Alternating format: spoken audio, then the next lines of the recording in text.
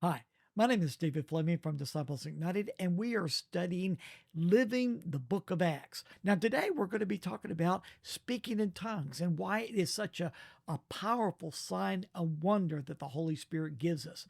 We read about it in Acts chapter 2, verse 4. I'll be reading to you from the NIV. All of them were filled with the Holy Spirit and began to speak in other tongues as the Spirit enabled them. Now, we find as we read through this that the Holy Spirit enabled the disciples to speak in languages that they had never studied.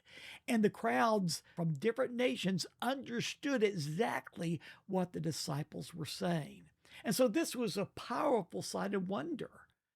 The Spirit enabled them to speak, but they, in cooperation with the Spirit and submitting to the Spirit, they had to speak. And so this shows us how we work together with the Spirit. The Spirit enables us to do things, but we've got to cooperate with the Spirit and yield ourselves to the Spirit.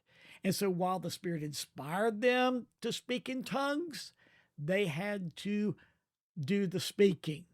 Now, why was this such an amazing sign of wonder? Besides that, it was a miracle. They had never studied these languages that they were speaking in. Well, we are given some insight into this in James chapter 3, where James talks about that the tongue is the most unruly instrument of the entire body. Now, you can read through James chapter 3, verses 1 through 12, but I'm just going to read to you verse 2. It says, we all stumble in many ways.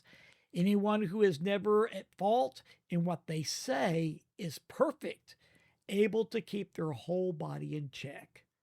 Then James goes on and talks about how the tongue speaks praises to God, but the next moment it is saying things that it shouldn't be saying.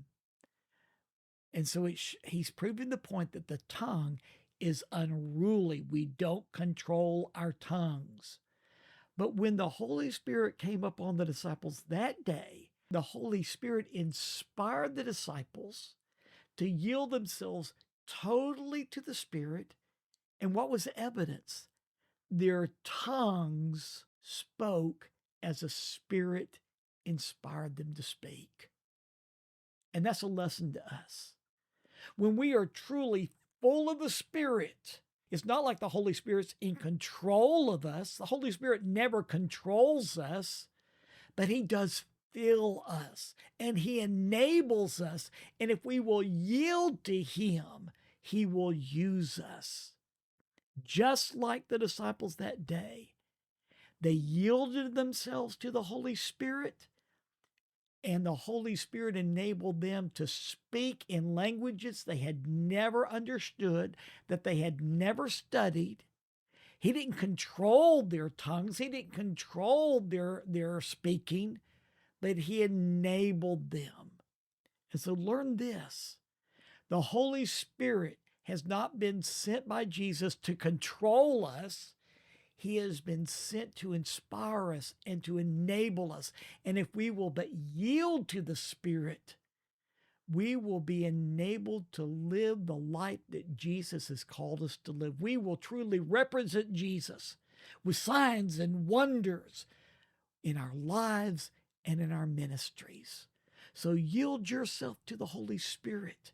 He's going to enable you to live just like Jesus and to represent Jesus in wonderful and powerful ways. But the thing I want to get across to you today, that tongues is such a wonderful sign and wonder because it represents the Spirit of the Lord taking the most unruly part of our body and using it for the glory of God. Think about that. And join me again tomorrow as we study more about living the book of Acts. See you then. Bye bye now.